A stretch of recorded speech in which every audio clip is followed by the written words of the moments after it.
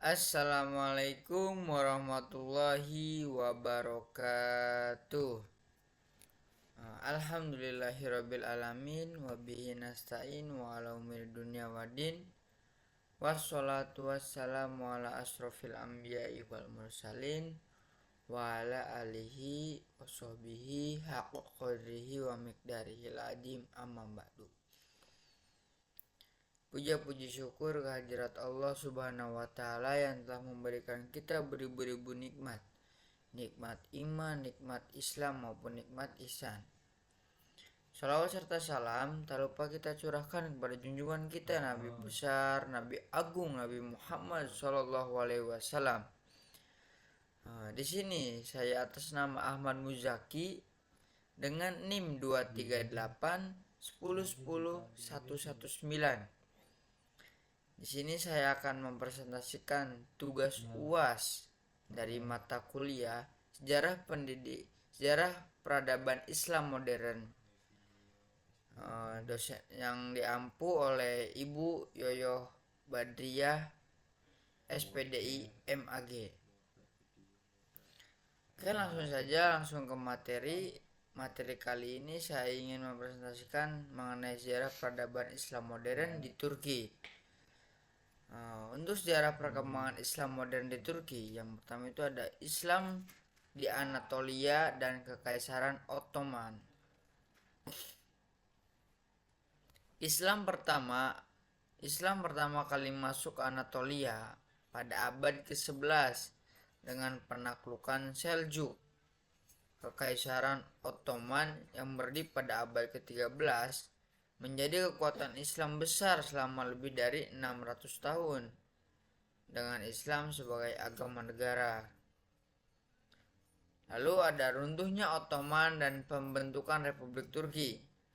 Kekaisaran Ottoman runtuh setelah Perang Dunia ke-1 dan pada 1923 Mustafa Kemal Atatürk mendirikan Republik Turki yang sekuler, menghapuskan khalifah dan memisahkan agama dari negara.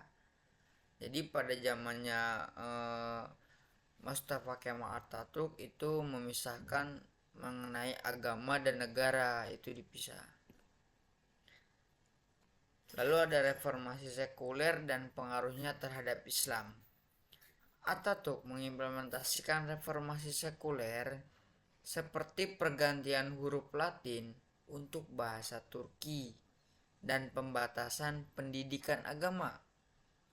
Turki menjadi negara modern dengan sistem hukum barat. Lalu ada Islam pasca Atatürk. Islam setelah pasca Atatürk. Setelah Atatürk, meskipun kebijakan sekuler tetap dipertahankan, gerakan Islam modern muncul, termasuk pemikiran Said Nursi yang memadukan Islam dengan modernisasi atau modernitas. Partai-partai berbasis Islam mulai mendapat pengaruh pada tahun 1970 dan 1980-an. Lalu ada era AKP dan kebangkitan Islam. Pada tahun 2001, Recep Tayyip Erdogan mendirikan AKP, Partai AKP, yang menggabungkan Islam moderat dengan demokrasi. Pemerintahan AKP memperbolehkan penggunaan hijab di universitas dan meningkatkan peran Islam dalam kehidupan publik sambil menjaga ekonomi dan stabilitas publik. Jadi pada era AKB ini ada gebrakan-gebrakan yang itu salah satunya lo memperbolehkan penggunaan hijab di universitas. Mungkin pada sebelumnya itu tidak boleh. Jadi pada zamannya era AKP itu diperbolehkan. Lalu ada tantangan dan kontroversi. Turki menghadapi ketegangan antara kelompok Islam konservatif dan sekuler. Selain itu, posisi Turki yang strategis juga melibatkan negara ini dalam diskusi global tentang Islam dan politik.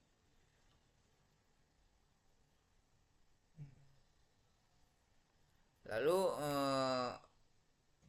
ada Islam konservatif versus Islam moderat.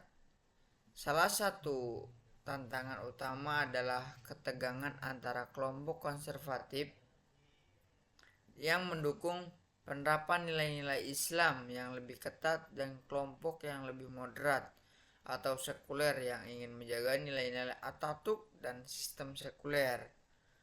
Lalu ada geopolitik dan Islam global.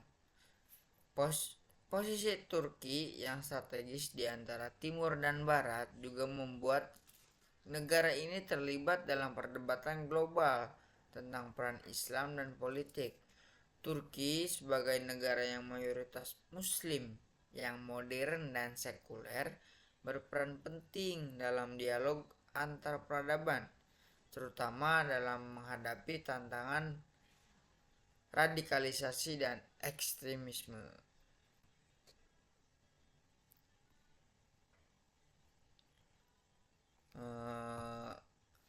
Sejarah perkembangan Islam modern di Turki adalah perjalanan yang panjang dan dipengaruhi oleh faktor internal dan eksternal. Dari era Kekaisaran Ottoman hingga Republik Turki yang sekuler dan negara yang semakin mengakui peran Islam dalam kehidupan publik. Meskipun Turki menghadapi tantangan besar dalam menemukan keseimbangan antara modernitas, sekularisme, dan identitas ala Islam, negara ini tetap menjadi contoh penting dalam memahami dinamika hubungan antara Islam dan negara dunia modern. Simpulannya itu, sejarah Islam di Turki merupakan perjalanan dinamis antara sekularisme dan Islam. Dengan negara ini tetap berusaha menemukan keseimbangan antara modernitas dan identitas keagamaan. Mungkin cukup sekian dari saya. Kurang lebihnya afwan. Wallahu muwaffiq ila aqwamit thoriq. Wassalamualaikum warahmatullahi wabarakatuh.